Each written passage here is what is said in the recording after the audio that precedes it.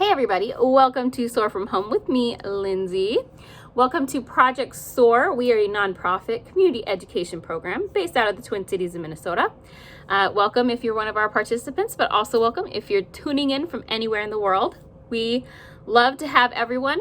Our videos are geared more towards adults with special needs and disabilities, but everyone is welcome to come with us on our journey. So today, as you guys can see by the title, we are actually doing a little bit of a Black History Month celebration.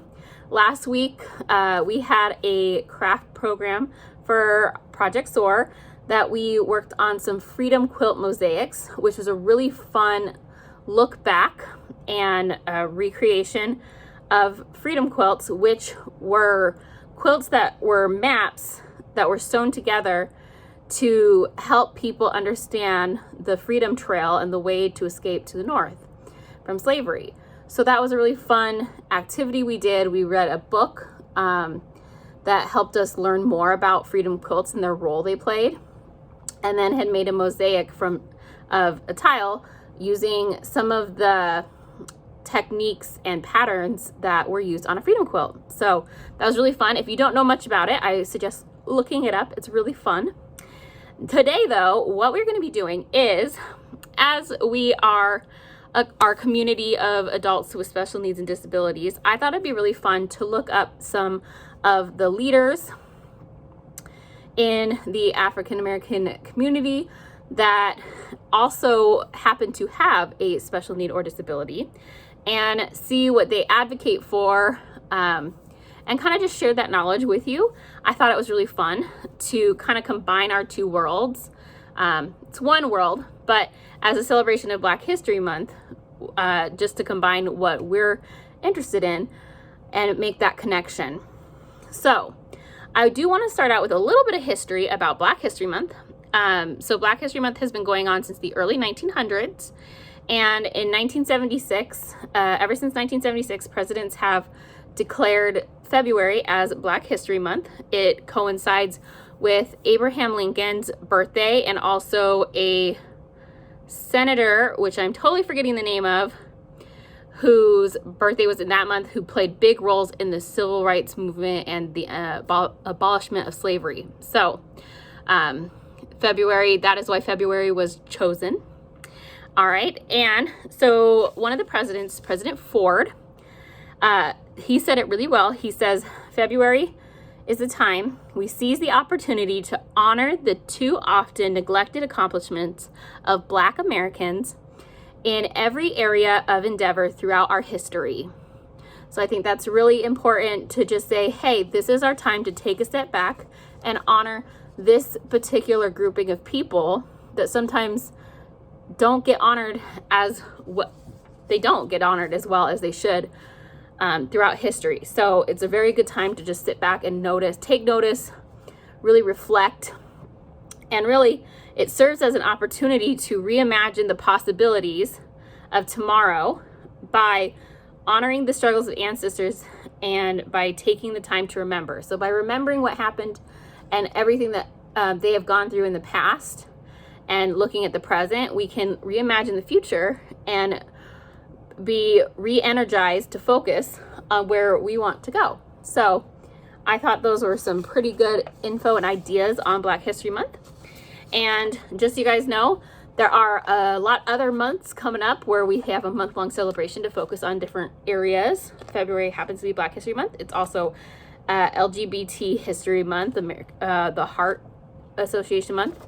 Lots of fun things, but that's just what the focus of our video is on today. So what we're going to be doing is I have 6 members of the throughout history of the Black community that also happen to have a special need or disability.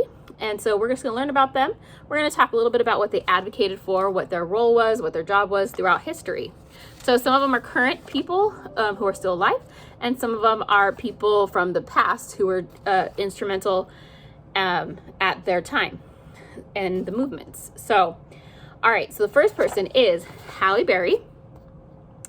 Halle Berry, you might have seen her. She's an actress. She's an awesome actress. She's an Oscar Award winner. But Halle Berry actually has type 1 diabetes, and she also suffers from hearing loss.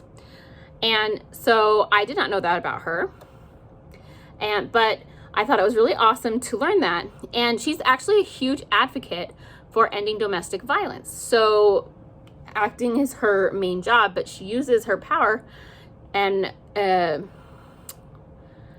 to say, hey, we need to end this. So she's not letting anything hold her back. She does what we always talk about, right? Being the best version of ourselves and how we can help and push for what we believe needs to happen in the world. So she's saying, hey, this is what I'm very passionate about. We need to end domestic violence. So that's what she's using her platform for. Platform was the word I was totally looking for. This person's next. I had not heard of her, and I'm really glad that I got to read about her and read about her life. Her name is Girma, and she is the first deaf and blind lawyer. She graduated with her law degree in 2013, and since then she's been a huge advocate for disability rights. So really using her talent and knowledge to advocate for our community. So I thought that was really awesome. It talked about how even when she was younger at 5 in school, she would always advocate for what her and her classmates needed to be the best that they could be in that school setting. All right, last one over here on this page, I got 2 pages, don't worry, is Harriet Tubman. Now, Harriet Tubman, you've probably heard of her before. She played a key role in the ending of slavery and helping advocate for civil rights. So Harriet Tubman suffered from epilepsy and hypersomnia, which means she struggled with staying awake. And both were caused by a traumatic head injury when she was younger. But even through that, she was a civil rights leader, and she helped a lot of slaves get free and go to the North. So I thought that was really interesting. I had never heard that about Harriet Tubman.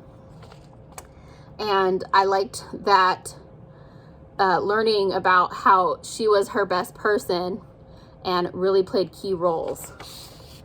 All right, so our next page, we're going to start with Missy Elliott. Missy Elliott is a singer-songwriter.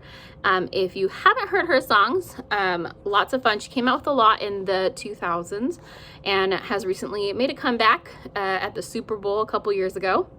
And Missy Elliott was diagnosed with Graves' disease, which is an autoimmune disease, and she believes in being a role model for young women with disabilities, and she shows that through her music and her career being an advocate. Another person who is using their platform for what they're famous for is Simone Biles.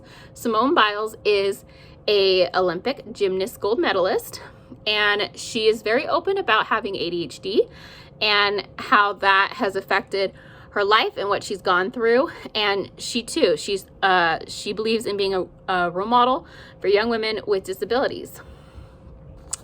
And the last one I want to talk about is Maya Angelou. And Maya Angelou is a very famous writer. And she did many things, but she's a writer, an actress, a singer, a poet, and most known for being a poet, but tons of things on her resume. She did it all. She had a very amazing life. But for her, she actually had selective mutism and anxiety that stemmed from her childhood. But despite that, she learned to overcome that and become an actress, a writer, and use her words for the civil rights movement. So I thought that was really interesting to find out about her, that what she worked through and in order to become who she was.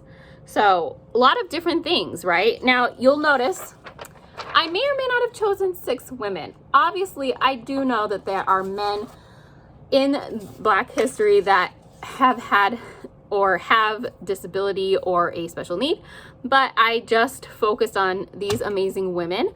I thought they just stuck out to me. Probably one of the most notable men with a special need or disability is Stevie Wonder, who is an amazing singer, who is also blind.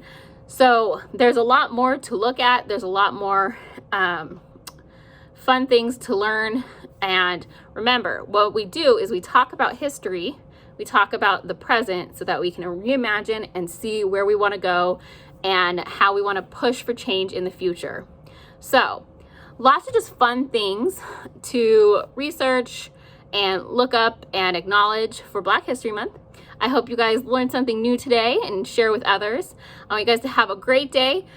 We got lots of fun things coming up in March, which is next week. So make sure you're going to our website, projectsoarmn.org, and hit online registration to see all of our fun classes coming up. If you don't live here locally in the Twin Cities, or you don't feel comfortable coming to in-person programming yet, we do have online classes, which we have several people that join us from all over the US. So make sure to sign up, have fun with us, and have a great Tuesday. Bye.